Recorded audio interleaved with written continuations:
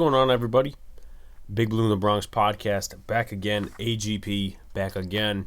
Episode number 78. So this is the real, I would say, first episode we've gone into when we're talking about the Giants offseason. So today I'm going to address the guard position, some of the salaries, the dead cap, and what different sites are saying when it comes to our cap this offseason. And also I'm going to get into who should be retained as impending free agents, and who did the Giants sign to futures contracts. So let's get into that right away. But let's talk about the guard position. Kevin Zeitler, Shane Lemieux, Will Hernandez, and Kyle Murphy are the guards. Murphy did not spend a game active. He was inactive for most of the games that he was on the active roster. Did not get any sort of playing time. So the three Musketeers are Zeitler, Hernandez, and Lemieux. Now let's get into it.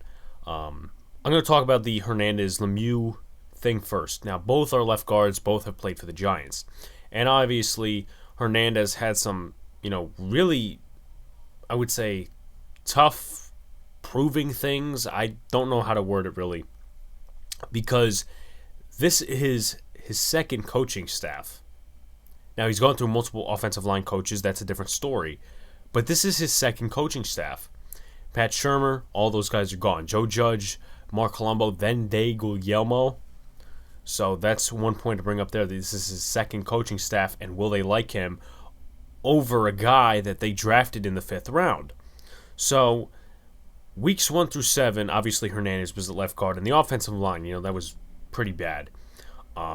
Obviously, you expect struggles out of Thomas and struggles around, the offensive line out of some other guys like Nick Gates, who's playing center for the first time, but probably was one of the more consistent linemen on this offensive line.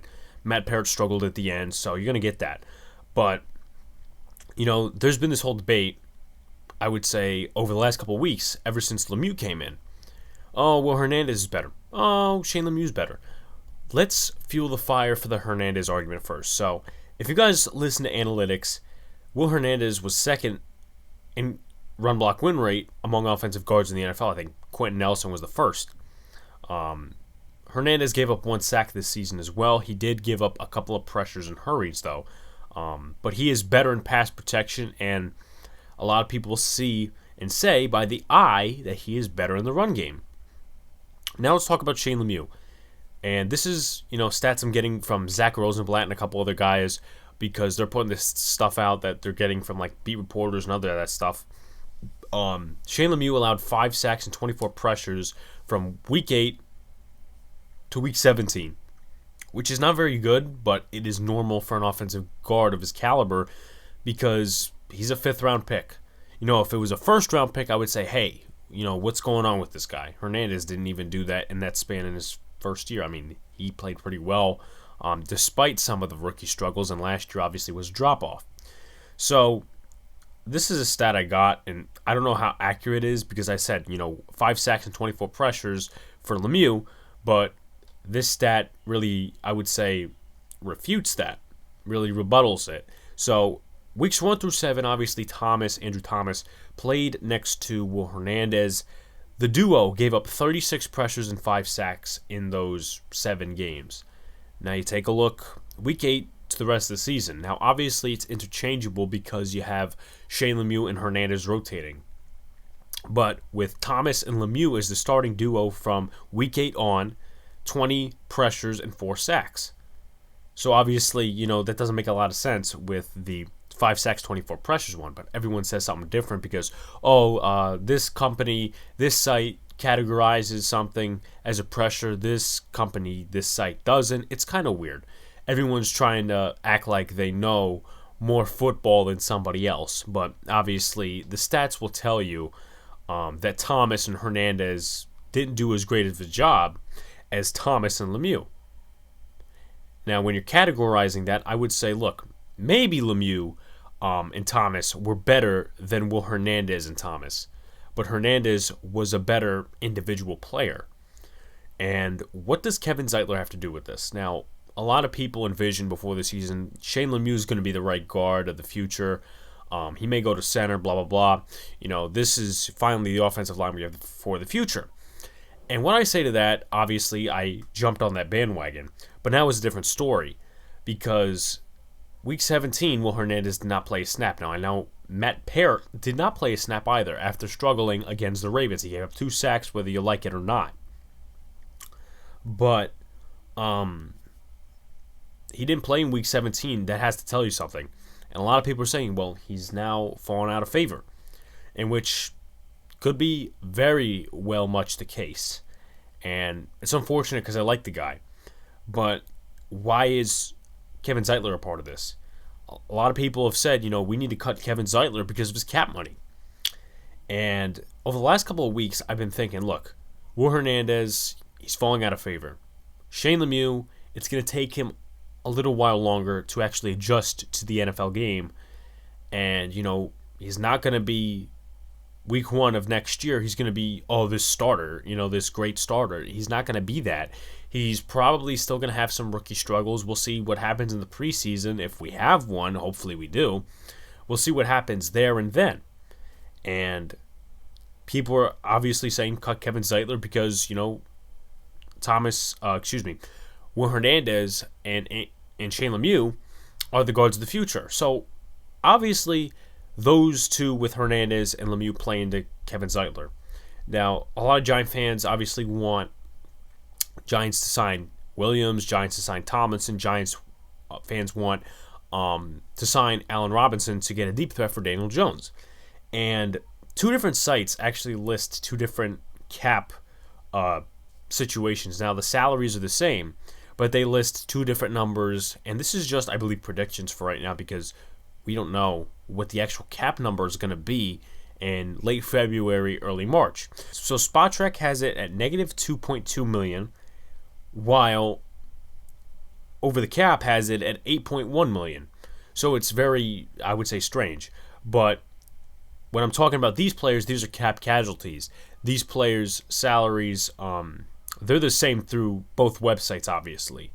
So Nate Solder, you have 10.5 million in dead cap and 6 million saved if you release him. Golden Tate, you have about 6.1 million in savings, 4.7 million in dead cap. David Mayo and Levine Toilolo, 2.9 million in savings, 0 in dead cap. You have Cody Core, the special teamer, 2 million in cap savings, 0 in dead cap. And then you have Evan Ingram, 6 million in savings, 0 in dead cap. Now, I'm going to put it into perspective here and put it on both sites and just sort of organize it that way so somebody gets an idea of what it is on both sides. So, SpotTrack without Zeitler in dead cap, the Giants would have about 15 million in dead cap. Cap savings, I think it's 26 million, and then total would be $23.7 million in cap. This is without Zeitler on SpotTrack. I know Chris the Entertainer, he used SpotTrack for his other video. I think it was yesterday.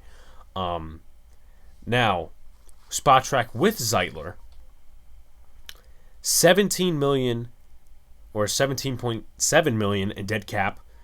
Cap savings 38 million, and total 35.7 million in cap. Now, there are some other moves you can make, like Riley Dixon. He didn't necessarily have the greatest year. You have Jordan Berry in free agency. You have Andy Lee in free agency, even though he's 39. You have a couple of these punters that you could sign for cheap that are not necessarily going to be commanding big money. So let's go to Over the Cap. And that's the first one I did before I saw Chris's video. And I said, you know what, let me factor in SpotTrack because people could be looking at a different site. So without Zeitler, overthecap.com, 15 million in dead cap, 26 in cap savings, and it's about the same, I would say, but the total is different, $34 million, 34.2 to be exact, and total cap space that you could use. Now, you factor in Kevin Zeitler in here. Dead cap, 17.7, as I said, 38 million in cap savings, and then you have total, which is 46 million or 46.2 million. So it is really interesting to see what the Giants will do this offseason. And you can't necessarily say, oh, this site has it right, this site has it wrong. Everyone is basically throwing their hat in there and just seeing if they pick up the right thing. I don't know which is more accurate, to be honest. I know a lot of people use Over the Cap. A lot of people use Spot Track. They both have this thing where you get to be the GM and you get to subtract contracts and like cut people and then add people and see how much cap you would have. It's kind of like Madden, but it's not. But it's going to be interesting to see what they do with Zeitler.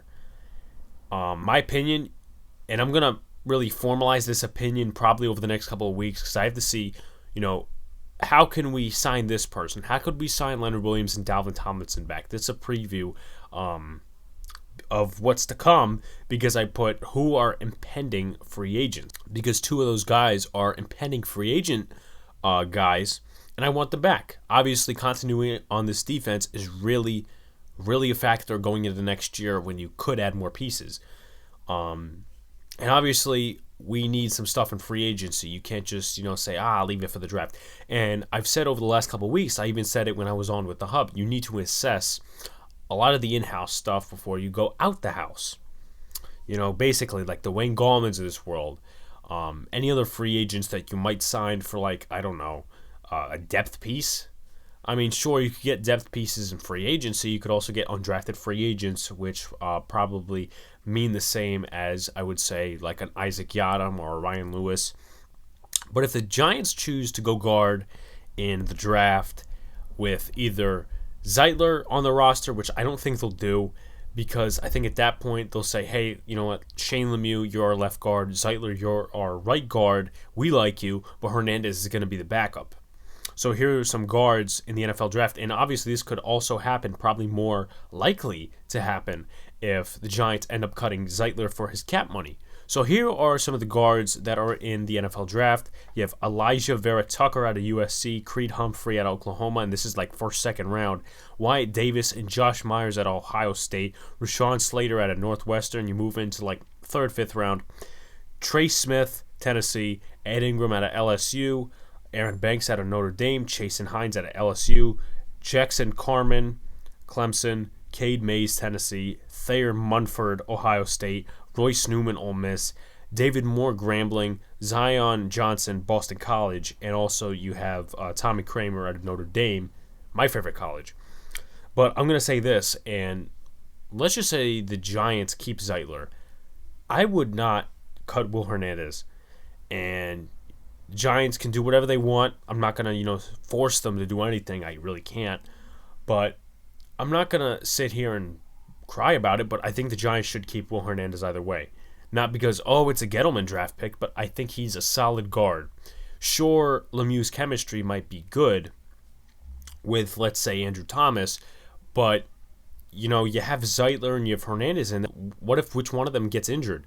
You're going to rely on a career backup guard? Are you going to go out in free agency, get a guard, or you're going to go in the draft and, basically get a guard that's going to take a while to develop? And do you want solid play from a veteran like Hernandez, who's played in the NFL for the past almost 4 years now, or do you want, average to below par play from a guard that you sign in free agency or a developmental project like a guard from the draft? In my opinion, I would still take Hernandez. And to I would say close out this argument, here's what I would say. You can be on any side you want. But in my opinion, a lot of Giant fans really hold Will Hernandez accountable because of his expectations. A lot of the people said in the draft guys, and they said, Will Hernandez, when he gets drafted, he's going to be this Pro Bowl guard, this all-pro. His first year was impressive. But the last 2 years, he's been average to below average. And he's not that horrible. I think a lot of Giant fans, as I said, are pissed off that the expectation did not come to fruition. And I would keep Will Hernandez because I would rather have a second-round pick. Now, me being like a GM or a team owner, I would rather have a second-round pick that's, about average and gives you 16 games a season, rather than a second-round pick for a guard that either the guard plays horrible and he's a complete bust, or a guard that plays well but only plays like 6 games a season. So I would keep Will Hernandez if I was the New York Giants in that fashion. So let's go to the free agents, and I'm going to discuss, obviously, cap situation another different day when it comes to re-signing some players. Let's go into unrestricted free agents. First one, and I'm going to say yes or no to one of these. Obviously, you're not looking at the cap with this one. You're just making a decision. Adrian Colbert, I'm going to say no. I don't think that, he made much of an impact. Maybe special teams, sure. But Colbert, he's like, one of the Graham guys. That's why they brought him in. I think it's just like a one-year rental, to be honest with you. The Giants did pick him up off the waiver wire in 2020, but I don't know that he'll be here another year. Nate Ebner, I'm going to go with yes if he is on special teams, if he's used as like a depth piece but not special teams, and I would not imagine that the Giants would do that. I would not want Ebner back. I mean, see what you have in free agency when it comes to core special teamers, but I would keep Nate Ebner for the Giants. Kyler Fackrell, a lot of people are predicting him to come back because, he's a Graham guy. A lot of people are saying, you know what, get rid of him because we really need an edge guy that, basically like a Greg Rousseau and a couple others that are in the draft and in free agency as well. And I say yes to him coming back. I don't think in any sort of way that he will be playing 110% of the snaps. But at the same time, I could also say no, because you have Carter Coughlin, you have Cam Brown, you have Lorenzo Carter coming back off of a season-ending injury. Same with O'Shane Ximines. So you have a full room of linebackers. Would you really be, up for bringing back Kyler Fackrell just because he fits the scheme and, he had 3-4 sacks? So that's going to be a decision that Joe Judge and Patrick Graham have to make, also Dave Gettleman as well. So the next guy, Cameron Fleming, I'm going to say no. Now, I know a lot of Giant fans really overreacted to the way he played this season. I could say, sometimes that I did overreact, especially when I was watching the TV. But there are a couple solid options out there you could go with at tackle. Ty Nsekhe, he's one. He's a decent backup. Darrell Williams from the Bills, he's another one. He played for the Panthers a couple of years ago, and he really did solid for the Bills this season. There's a couple other ones. Zach Banner, I wouldn't take the chance on, to be honest with you, because he has a season-ending injury. But if you take a look at the free agents that are at tackle, not the big money ones, also Taylor Moton from the Panthers, a lot of these guys, I think are better than Cameron Fleming as backups. Sure, you could have your Trent Williams and, sign big tackles, but that's not our need. I don't think the Giants are going to be pursuing a tackle like Trent Williams. Or I think there's another big-name tackle on the market. I don't know. But with Ty Nsekhe and the other one I mentioned, Taylor Moton and Darrell Williams on the market, I would not bring Cameron Fleming back. This season wasn't really the greatest one for him. And, did we really expect him to start at right tackle? No, we did not. Because of the Solder opt-out, and now you got to put Fleming in the starting lineup week 1. That's what I got to say. Running back, Wayne Gallman. Yes, I've been a Gallman defender for the past how many weeks now. Saquon's not going to be 100%. Now, apparently the doctors are saying, it's a good recovery so far. It's faster than expected. But I would still keep Wayne Gallman. Now, could he be commanding big money or bigger money than he had on his rookie contract? Sure, because, I think a lot of teams are looking at what he did when it came to backing up Saquon Barkley, A, and B, what he did when Saquon wasn't on the active roster, when he was on IR, and when Gallman was the number one back. So that's something for other teams to look at, and that's something for Gallman to decide, hey, do I want to sit here and be a number 2 guy, or do I want to go out somewhere else and, possibly get in a rotational system when it comes to running backs? So I would keep Wayne Gallman around. I think he's a solid runner, hits holes really nicely, isn't a pizzazz like Saquon Barkley would give you. But you know what? I'd rather him over maybe somebody like a Dion Lewis or an Alfred Morris. So Austin Johnson is next. I would say yes and no at the same time. I don't really have my mind made up on it. He did okay this year. Didn't obviously get too many pressures, but obviously the reason why he was signed was because of his run defense from the Titans, and obviously he flourished there. Now, he wasn't like Leonard Williams where he was tackling for a loss, and he made some flashy plays, but as a depth piece, probably. But you also have to keep in mind where you have B.J. Hill and you have R.J. McIntosh. Those guys are defensive tackles that could be rotational, and they're not free agents. They are fifth-round picks of Dave Gettleman. Excuse me, fifth-round pick being McIntosh, third-round pick being Hill from 2018. So, there you have some depth pieces, some young pieces, and in that situation, I would choose to let go Austin Johnson. But if they're not going to utilize McIntosh, if they're going to play Hill like they did this year, you might as well bring him back. Long snapper Casey Kreider, really didn't have an issue with him, so I'm going to go with yes. Deion Lewis, no. And there were times that he was fumbling this season. I just did not like his play at all. Didn't really hit holes properly. He's getting up there in age, so there's no really reason to bring him back. Sure, you need a good backup running back, but Wayne Gallman, maybe another guy in there is, good as well.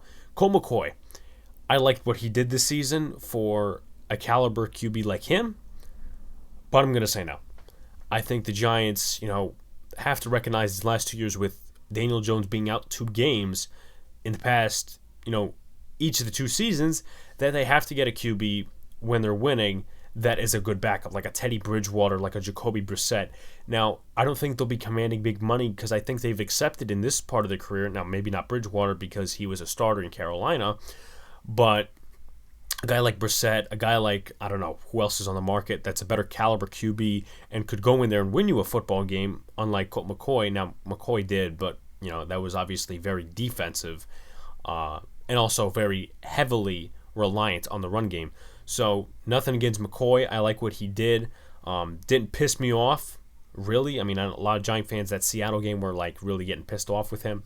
Obviously, it's a fan reaction, but, again, I feel like in the future, if Daniel Jones keeps getting hurt, you're going to need a backup quarterback, either A, for a bridge QB, or B, bridge QB being if they decide to draft over him next year or whatever year, and they want to, not throw the quarterback in the fire right away, so they, sign a veteran quarterback like Andy Dalton or Teddy Bridgewater, one of those guys.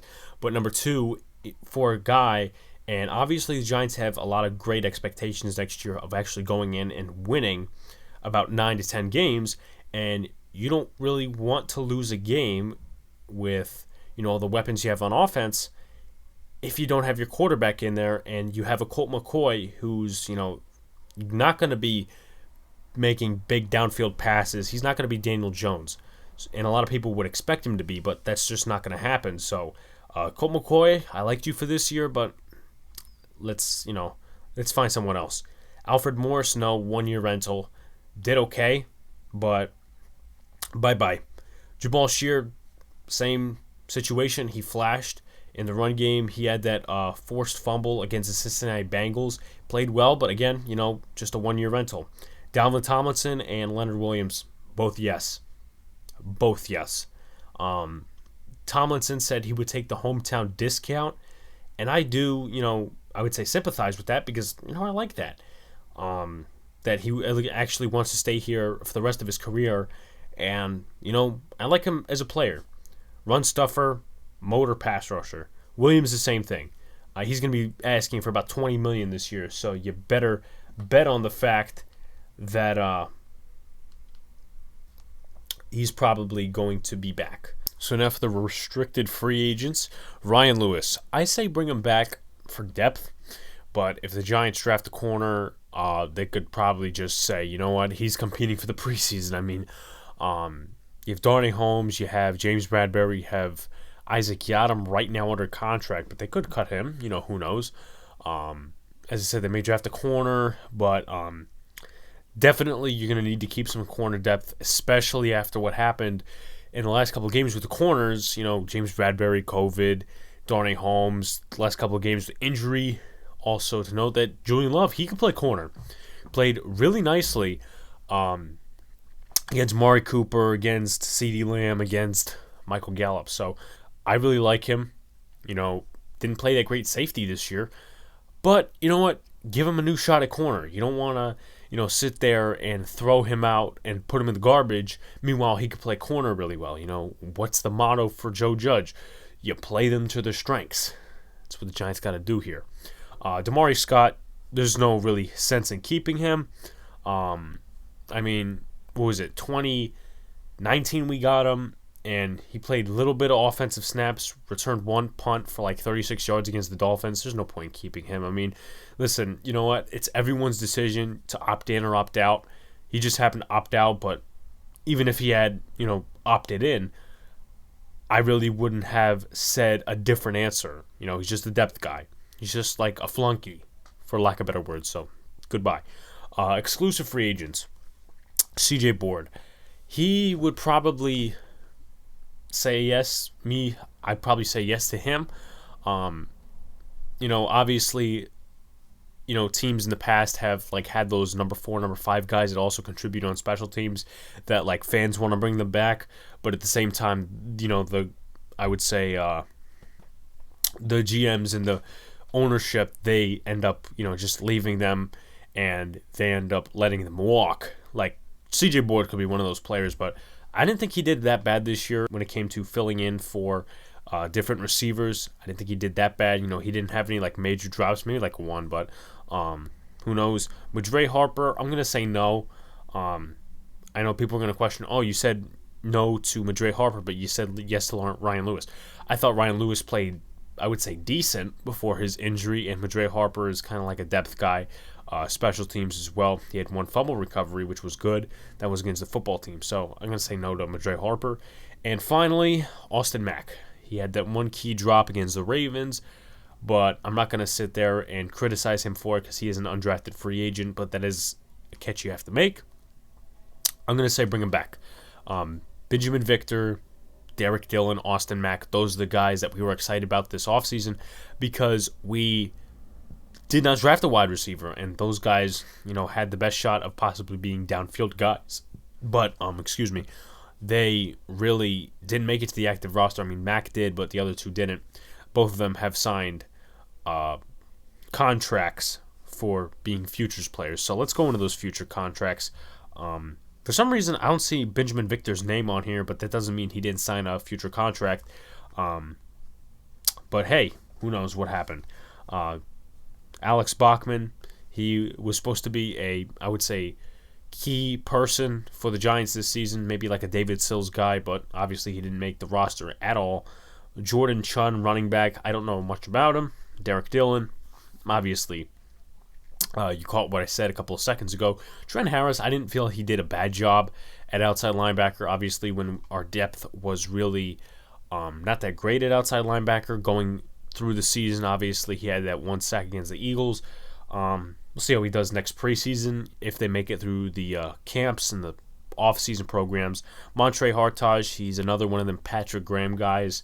We'll see with him. Rice and John, he was supposed to be something, decent, wide receiver, tight end, whatever he is. We'll see next preseason because I feel bad because a lot of these players, they're on the future contracts. They didn't really get to express themselves this preseason because of what the NFL did and said, we're not having a preseason. We're going to benefit the big players, which didn't really make any sense. Listen, you know what? COVID is very serious. I don't deny that. But you had how many months to prepare? Come on. Tyquan Mazzell, former running back of the Chicago Bears. I thought he was okay when I saw him at the Bears-Giants game from 2019. That was the preseason game. David Moa, don't know much about him. He's a defensive tackle. Chad Slade, not surprised. I think this is the second or third year in a row he's been signed to a futures contract. Alex Tanney, no surprise there.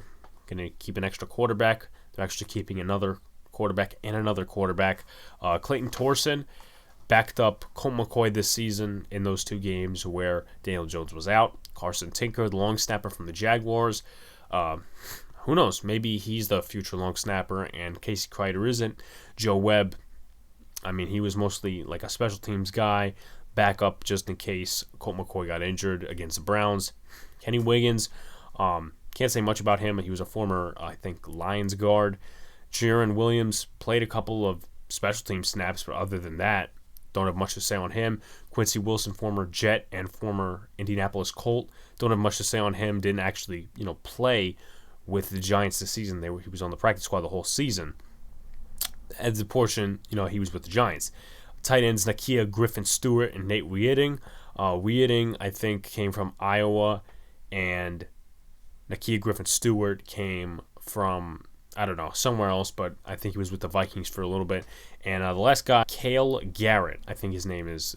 They just signed him today to a futures contract. Cale Garrett, former Missouri linebacker, signed with the Vikings in September, got released off the practice squad. So, not much to say for these future contract guys. A lot of these guys don't even stay around.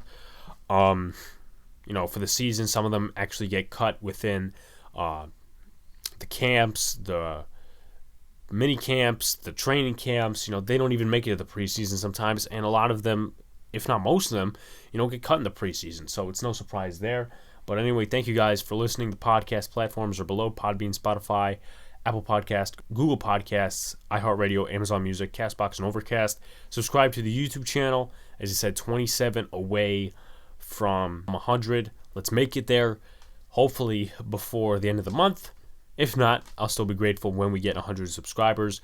And also Instagram and Twitter for updates and takes and other stuff like that. Thank you guys, and we'll see you on Friday.